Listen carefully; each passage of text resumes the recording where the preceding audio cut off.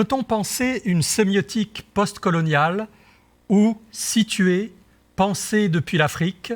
Voilà la question qui va guider notre deuxième causerie avec le professeur Diouf.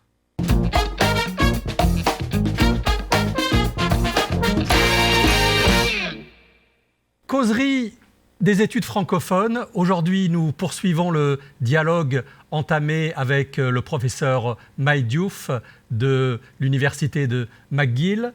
Nous avons vu dans l'entretien précédent comment la sémiotique pouvait permettre d'approcher là où les méthodes critiques traditionnelles trouvaient leurs limites, pouvaient approcher les textes contemporains africains dans leur plénitude, dans toutes leurs dimensions. Nous allons continuer cette réflexion et avant de passer à l'échange, je cède la parole à professeur Diouf pour poursuivre un petit peu la contextualisation de ces travaux. Merci. Merci Mohamed. Oui, et là je donne un exemple, en fait une anecdote, en partant un peu de l'essai de Patrick Chamoiseau quand il se demandait comment écrire un pays dominé. Et c'est une très bonne question qui intéresse toutes les littératures donc, issues de communautés ayant eu une expérience coloniale, donc ayant eu une expérience de minorisation si vous voulez, ayant eu une expérience donc d'avoir été dominé un peu, soit par une puissance occupante, par une puissance colonisatrice, une administration coloniale. J'ai donné les textes des exemples tantôt de Jean-Marie Adjafi, ou bien encore d'Amadou Hampâté-Bâ, l'étrange destin de Ourangré. Alors, si je prends l'exemple de Saint-Louis du Sénégal, c'est parce que c'est la première ville francophone en Afrique subsaharienne, donc fondée en 1600, donc dans le même siècle que Montréal a été fondé et Québec par les Français. Donc, ils ont eu les citoyens de Saint-Louis, la citoyenneté française, dès la Révolution de 1749, ce qu'on appelait à l'époque les 4 communes. Donc, avec Saint-Louis, il y avait Gorée, il y avait Dakar, il y avait Rufisque. Donc, Saint-Louis, depuis le 19e siècle, a ses députés à la Chambre des représentants. Donc, c'est la première capitale de l'AOIF, de l'Afrique occidentale française, donc jusqu'en 1902. Et c'est la première capitale également du Sénégal et de la Mauritanie. Saint-Louis du Sénégal a été capitale de la Mauritanie jusqu'à l'indépendance de la Mauritanie à la fin des années 50. Et Saint-Louis a joué un grand rôle dans l'aéropostale donc transatlantique, donc notamment des liaisons avec Toulouse, puis jusqu'à Dakar et avec le Natal au Brésil. Donc vraiment, c'était un carrefour, la ville de Saint-Louis, à la fin du 19e siècle jusqu'à la première moitié, un peu du 20e siècle. Un patrimoine de l'UNESCO, évidemment. Et là, les photos, on le voit, Saint-Louis, aujourd'hui, et Saint-Louis, ok, un peu, ça va sûrement revenir.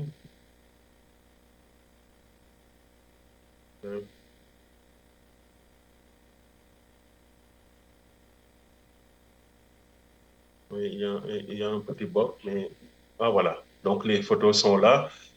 Donc, c'est lui des photos anciennes qui sont très intéressantes un peu quand on fait une étude géocritique de voir comment la ville a évolué, donc comment la vieille ville a été maintenue, a été gardée, très ancienne avec des gravures.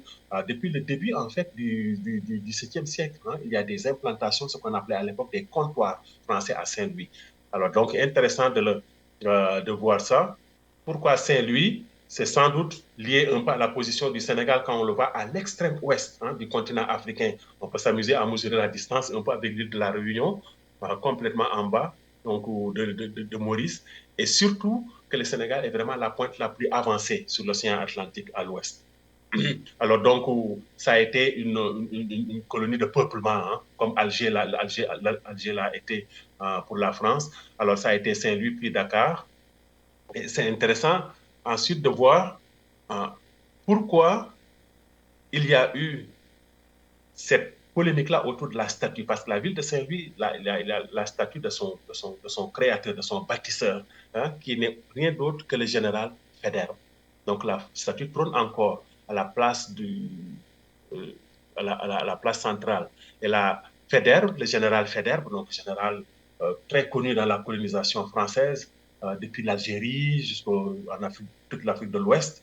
Alors, général, quand il y a eu un peu en 2018, le bicentenaire donc, de la naissance du général Faidherbe, il y a eu une polémique. Alors, il s'est posé la question à Saint-Louis, est-ce qu'on garde la statue du général Faidherbe? Et la même question s'est posée à Lille, parce qu'il est originaire de Lille, devant la place de la République. Alors, il y a eu des manifestations, il y a eu des lettres à la mairesse de Lille, Martine Aubry à l'époque. Non, ça a été un colonialiste sanguinaire, le général Faidherbe, etc.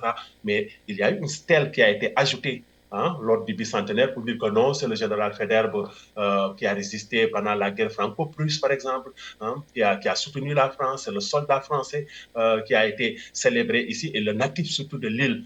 Mais évidemment, on reconnaît que son action coloniale a été une action déplorable, violente et inhumaine, etc. Donc, je donne cette anecdote-là. Pourquoi? Parce que ça nous renvoie un peu à ce que Jacques Pelletier chez nous appelle le poids de l'histoire.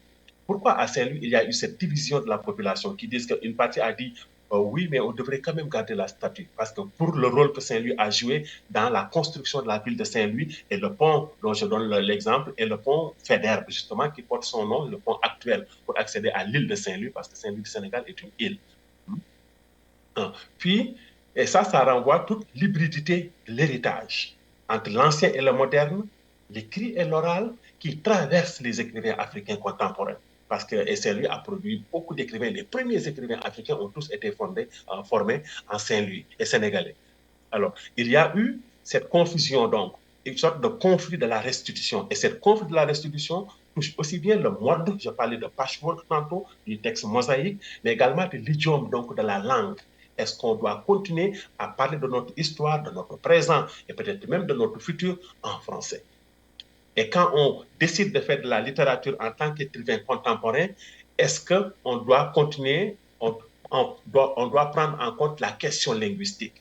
Est-ce que l'écrivain n'est pas par définition ouvert à toutes les langues, y compris la langue française? Est-ce que l'écrivain ne peut pas, africain, se fabriquer, s'approprier sa propre langue française? Ce débat a été ancien depuis les premières générations, mais ça touche encore plus les générations contemporaines pour formater d'une façon spécifique leur texte pour livrer le message qu'ils veulent. Donc, d'aller travailler toute la dimension pragmatique un peu de la réception de leur texte. Alors, et évidemment, ça me rappelle l'incendie de Notre-Dame de la cathédrale. Dans tous les médias français, dans les revues, on a parlé du passé, etc., de l'unité, de l'âme, du cœur, des entrailles. On a corporalisé la question de l'incendie de la cathédrale Notre-Dame. Et ça me rappelle un peu de cette division-là, de cette polémique-là qui est apparue sur la statue le maintien ou non de la statue du général Faidherbe à Saint-Louis du Sénégal. Et finalement, la décision municipale a été de garder la statue. On l'a restaurée et on l'a remise. Et c'est intéressant de voir également qu'il y a une forme de tiraillement qui touche toujours l'écrivain francophone africain entre ce qu'il faut conserver du passé, ce qu'il faut rejeter du passé et comment, à partir du passé, rebâtir un présent qui lui ressemble, à sa communauté. Alors, et donc, il se veut, ce sont ces deux faces qu'il montre de plus en plus dans les nouvelles générations d'écrivains africains, qu'il est à la fois le produit d'une histoire, il en est conscient, les écrivains comme Fatou Diom, les écrivains comme Léonora Miano, j'en ai parlé tantôt de Firmin Sarr, ils en parlent, mais également ils veulent être des écrivains agents de leur même histoire. Si on décide de garder une histoire, parce qu'il y a eu des écrivains qui ont pris position pour le maintien de la statue à Saint-Louis, on veut également ne pas jeter l'histoire comme on jeterait le bébé avec l'eau du bain. Ce n'est pas ça la question. On n'est pas en conflit avec l'histoire.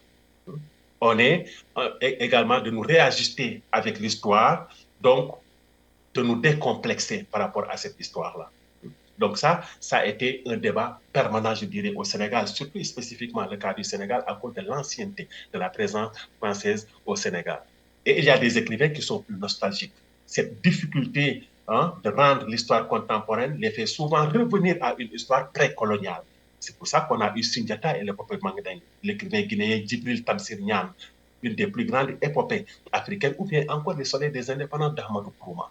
Donc, ce désir de réhabiliter une Afrique ancienne dont les ordres d'organisation, les formes d'organisation, les valeurs, les usages, les idiomes, les langues n'étaient pas violés. La question du viol, donc, en lien avec la pénétration coloniale ou la question coloniale. Donc, il y a des écrivains que moi j'appelle des écrivains nostalgiques, mais qui sont de moins en moins de cette génération, mais d'une génération plus ancienne. Donc, ce tiraillement-là, il faut voir avec quel effet ce tiraillement-là a dans leur façon d'aborder les textes, dans leur façon d'écrire le français, ou bien de mixer le français avec des langues locales. J'ai une question sur Oui. cette partie-là, Mbaye, si tu le permets.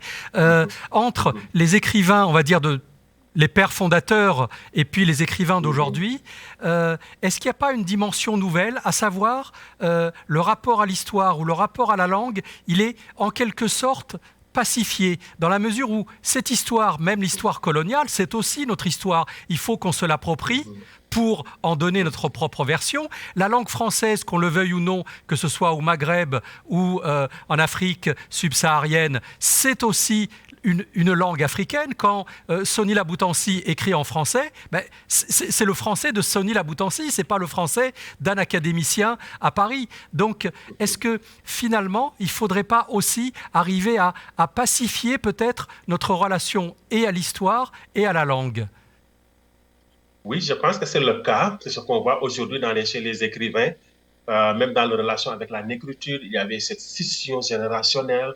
On n'est pas des écrivains qui vont continuer à porter haut le flambeau de la négritude. Non, on est passé à autre chose, à une époque, on ne va pas dire post-raciale, mais à quelque chose où la race, la couleur ne devient pas un point de cristallisation. C'est la même chose pour la langue. Donc la langue, ils se l'approprient, c'est une langue d'écriture, c'est une langue même de liberté d'écriture pour eux. Mais c'est une langue d'accès au monde également. C'est une langue de pouvoir dire autrement leur communauté. Parce que ce ne sont pas des communautés qui sont figées. Les communautés africaines sont des communautés mutantes, sont des communautés fluctuantes, avec énormément de migration intérieure et énormément de valeurs transversales, si vous voulez. Il y a énormément d'échanges. Il y a même des écrivains qui vont immigrer à l'intérieur de l'Afrique. Le Sénégal a reçu beaucoup d'écrivains qui venaient du Bénin, de Côte d'Ivoire, qui sont installés, qui ont fait leur carrière au Sénégal et vice-versa. Une écrivaine comme Ken Bougoul est allé s'installer, par exemple, au Bénin. Hein, etc. Donc ça, c'est intéressant de voir que ce sont des écrivains qui se sont apaisés un peu, hein, avec cette langue française et qui le sont vraiment réappropriés. Nous avons fait une langue d'écriture pour avoir accès à leur communauté, mais avoir accès à leur monde et pouvoir également former un discours qui leur est propre. Donc, ce que je disais tantôt sur l'agentivité de ces écrivains, hein, de ne pas recevoir le monde comme objet, d'être à l'extérieur du monde, d'être un spectateur du monde, mais d'être quelqu'un également qui porte un discours motivant, un discours transformateur sur le monde et à commencer par le monde local. Est-ce que on pourrait avoir un exemple pour expliquer un petit peu comment fonctionne cette méthode critique par rapport à un texte et justement pour voir ce qu'apporte par rapport aux méthodes traditionnelles, ce qu'apporte cette nouvelle théorie, cette nouvelle approche et cette nouvelle analyse? Oui, je prendrai comme exemple d'abord un fait que j'ai constaté chez beaucoup d'écrivains, c'est d'être d'abord le premier critique. Donc, l'écrivain qui fait de l'autocritique de son texte, donc qui produit beaucoup d'essais. Si je prends l'exemple d'une écrivaine, l'originaire, la franco-camerounaise, originaire du Cameroun, Léonora Miano. Donc, dans son texte Habiter la frontière, elle est en train quasiment de faire un traité esthétique. Donc, de ces textes, comment les lire. Quand elle dit, par exemple, pour moi, ce mélange est jazz. Le texte que je fais, je le compare un peu au fonctionnement du jazz. Je tiens beaucoup à ce qu'on le comprenne. Je ne suis pas un auteur rabelaisien ou baroque. Le baroque est intéressant parce que je parlais de textes mosaïques tantôt. Donc le baroque, il ne le rejette pas en tant que tel, mais pas un baroque rabelaisien. J'écris jazz, le mélange, j'écris soul, le hurlement et blues, la réalité. Quand je parlais de typologies différentes à l'intérieur d'un même ordre textuel, c'est exactement ces stances-là, ces différentes rythmiques-là, ces différentes typologies-là qu'on peut retrouver dans ces textes-là. Et elle dit, j'écris ce que je suis. Depuis que je les ai découverts à l'adolescence, ce sont les écrivains de l'Amérique noire et de la Caraïbe qui m'ont le plus touché. Pas seulement parce que je me sentais concerné par les sujets qu'ils abordaient, mais également parce que je reconnaissais leur sensibilité, dans leur sensibilité, quelque chose de ma multi-appartenance. Et ça revient un peu, ça fait écho quasiment au terme de multivalence dont parlait Senghor, quand il parlait du rythme poétique africain, qui n'est pas simplement rattaché simplement à de la versification, mais à des retours, à des anaphores, à un vers plus libre, mais plus libre dans sa rythmique même. Et elle finit pour dire, comme eux, je vivais dans un espace donné, le Cameroun, mais d'autres mondes étaient en moi. Moi, ce qui m'intéresse ici, c'est que ce sont des écrivains, à la fois ils font de la fiction, mais ils sont en train de penser leur fiction aussi. On le voit beaucoup chez des écrivains des Caraïbes. On le voit beaucoup chez un écrivain comme Fatou Diom. On le voit beaucoup chez un écrivain comme Felwine Sarr, chez un écrivain scolastique Mukasonga. Donc, le fait que j'écrive, il y a une quête esthétique dans ma recherche qui m'est propre. Je suis en train de me préparer un projet, un véritable projet artistique avec le français dans la littérature et dans la littérature qui ne porte pas seulement sur le sujet africain, mais un sujet plus mondial. Et ce qu'elle dit dans Habiter la frontière, c'est surtout la notion de frontière. Hein? Donc, elle dit dans mes textes, c'est le motif de l'ombre et de la lumière. Donc, quand on voit le profil des personnages de Miano, il y a toujours des profils qui sont ambivalents, des profils qui sont très ambigus dans ces personnages, où l'une engendre toujours l'autre, où il n'est pas question de choisir, mais d'assumer sa part d'ombre, hein, ses responsabilités douloureuses, amères, et sa part de lumière, et qui se mérite et se déploie après avoir endossé ses ombres. Le masculin et le féminin sont des catégories biologiques et des constructions sociales, culturelles. Le simple fait de naître dans un corps d'homme ne fera pas de vous un être courageux, flegmatique, tout comme le fait d'avoir un corps de femme ne saurait pas induire la douceur, la patience, la futilité ou l'aptitude aux tâches ménagères. Il s'agit là de comportements actés. Donc, ce que je remarque chez une écrivaine afro-péenne, elle-même elle se décrit comme une écrivaine afro comme Leonora Miano, c'est de ne pas simplement, c'est de penser l'écriture quasiment avant de la faire. C'est d'avoir un projet, c'est de ne pas être, de soumettre un peu son roman, sa littérature, etc., de les soumettre au code français, aux normes françaises, aux formes françaises, mais également de les travailler de l'intérieur pour pouvoir livrer le message qu'eux attendent, que ces écrivains attendent là de leur texte. Et c'est là où la sémiotique devient intéressante. C'est là où ça nous permet de voir quelles sont les différentes nuances, hein, qu'on peut retrouver dans ces textes-là, à partir de la syntaxe textuelle, mais également à partir de la bipolarité des personnages. Donc les portraits, par exemple, des personnages qui sont des portraits toujours ambigus, hein, chez Leonora Miano, et on peut le voir quand elle parle d'esthétique frontalière et surtout d'espace cicatriciel. Parce que souvent, les textes, dans le pays fictif qu'elle appelle toujours le continent, on a soit des personnages androgynes, soit des renversements de valeurs. Par exemple, la question des faux dévots, donc la question des églises du réveil, etc., des marabouts, des faux dévots, mais qui ne livrent pas toujours non seulement une bonne image, mais une bonne gestion des communautés qui sont à leur charge. Ah, on a la question des mères marâtres, donc qui vient complètement balayer la question de la mère protectrice africaine. Donc la question de la mère qui est au centre du foyer, qui est garante un peu, hein, de la pérennité et de l'épanouissement. Non, chez Léonard Miano, le portrait est complètement renversé. Ou bien encore les tabous de la traite négrière. Et ces tabous-là touchent à l'implication des communautés locales dans la vente, hein, des esclaves, donc aux négriers qui venaient avec leurs bateaux. Et ce sont des thèmes qu'on va retrouver aussi bien dans ces premiers textes, autour du jour qui vient, que dans la saison de l'ombre, par exemple. Ça, c'est très intéressant de voir comment, en prenant l'exemple de Miano, l'auteur africain définit sa propre esthétique. Et il le définit parce que c'est un auteur, sans doute, qui est formé également à la critique littéraire, à l'histoire littéraire, qui connaît le fonctionnement de l'institution littéraire, qui connaît le fonctionnement des champs littéraires, et c'est un auteur surtout migrant de plus en plus. À mon avis, tous ces aspects-là ont contribué à formater un autre profil d'auteur africain contemporain différent des fondateurs, des pères fondateurs qui étaient très autodidactes, hein, qui se mouvaient très difficilement à l'intérieur des institutions littéraires, qui n'avaient pas autant de moyens, etc.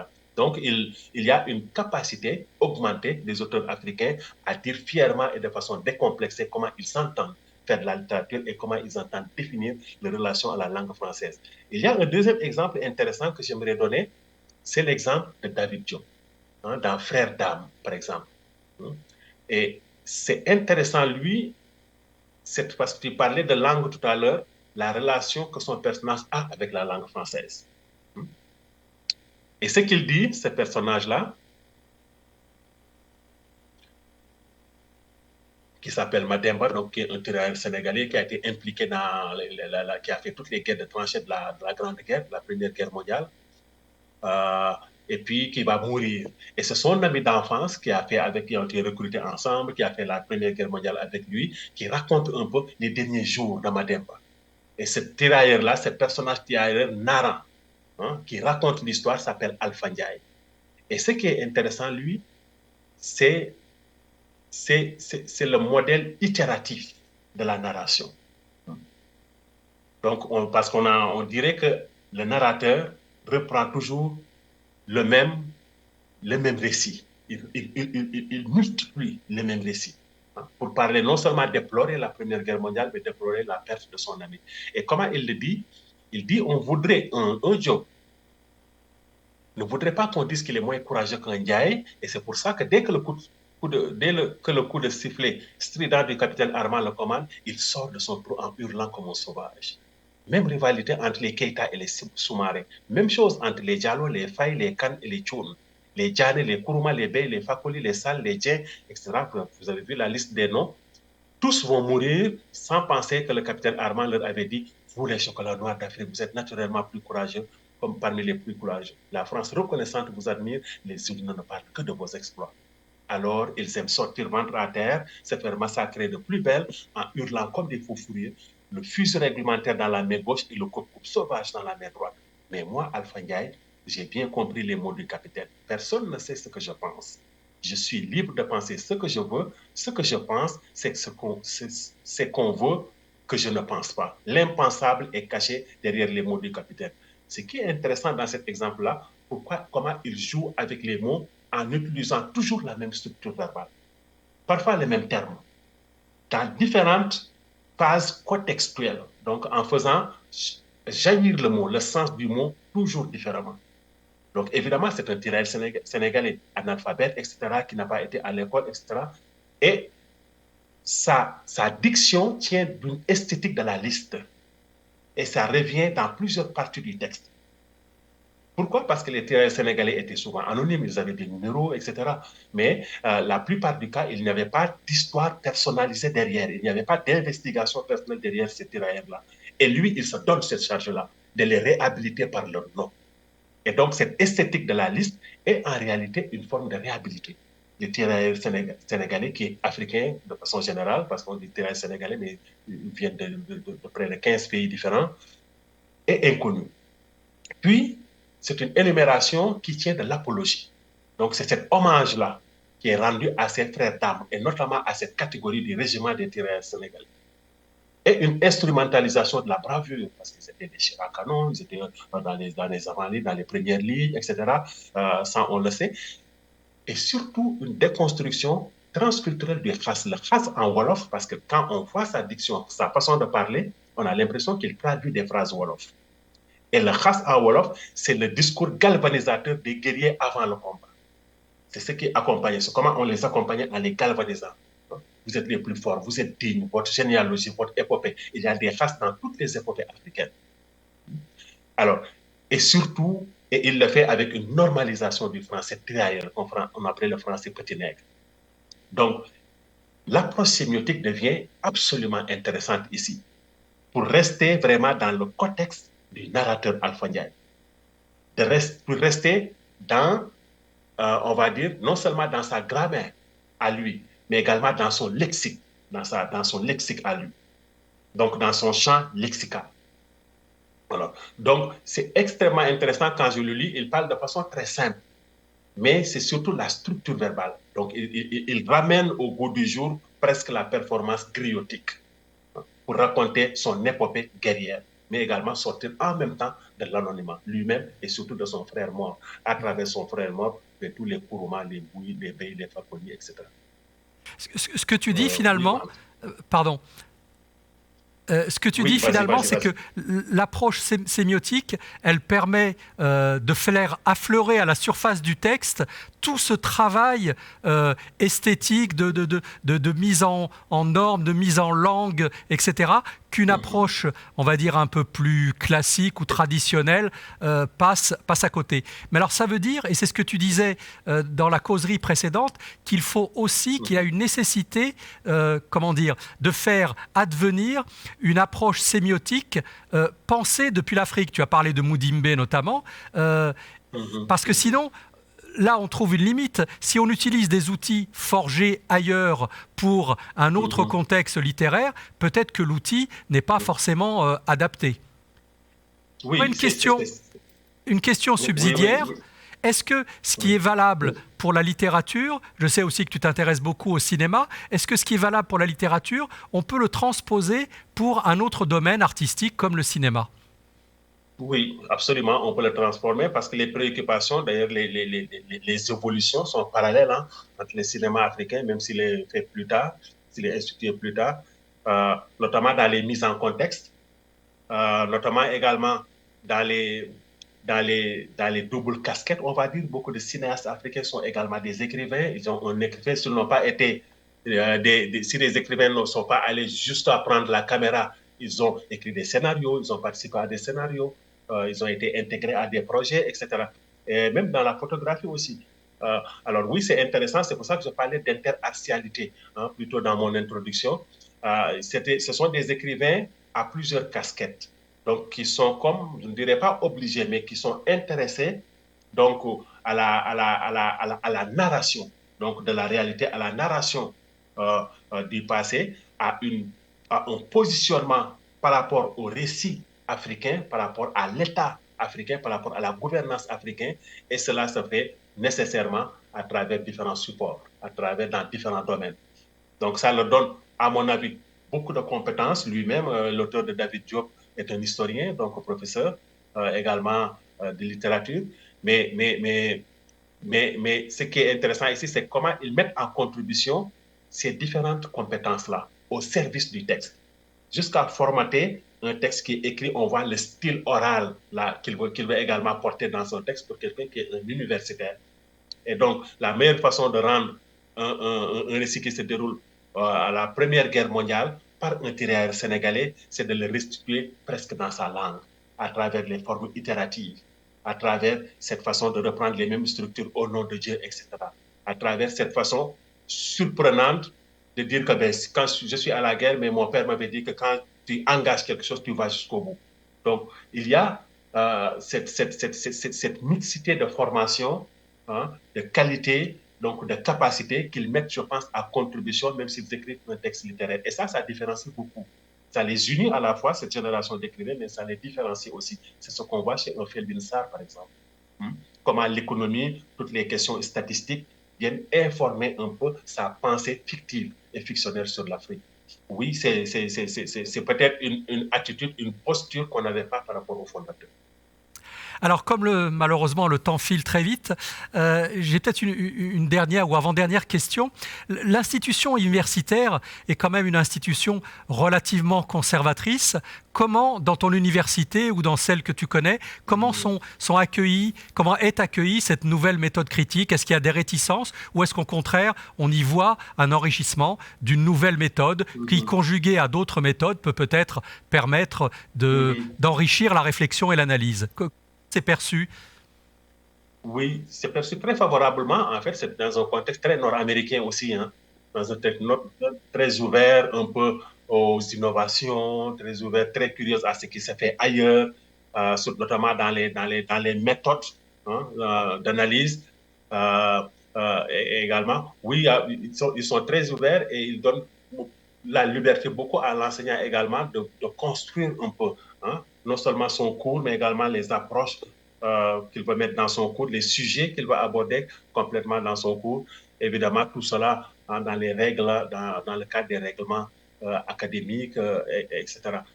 Moi, personnellement, j'ai senti que cette liberté-là et cette ouverture que j'avais en abordant d'autres méthodes critiques surtout, et d'autres corpus surtout, et même d'autres faits, d'autres questions, parfois qui sont très problématiques, que j'avais l'amplitude de le faire vraiment à l'intérieur de la classe. Et qu'à chaque fois que je présentais mon projet, mon descriptif, mon plan de cours à mon supérieur, à mon directeur, c'était ce qu'il fallait faire. Des fois même, il m'encourageait à aller plus loin. Est-ce qu'on peut aller explorer, par exemple, les littératures autochtones? Comment on peut faire une comparaison entre ce qui se fait dans la littérature autochtone nord-américaine, canadienne ou québécoise par rapport à ce qui se fait dans les littératures d'Afrique noire, par exemple, ou bien dans les littératures du Maghreb. Donc ça, ça me donne également d'autres possibilités pédagogiques.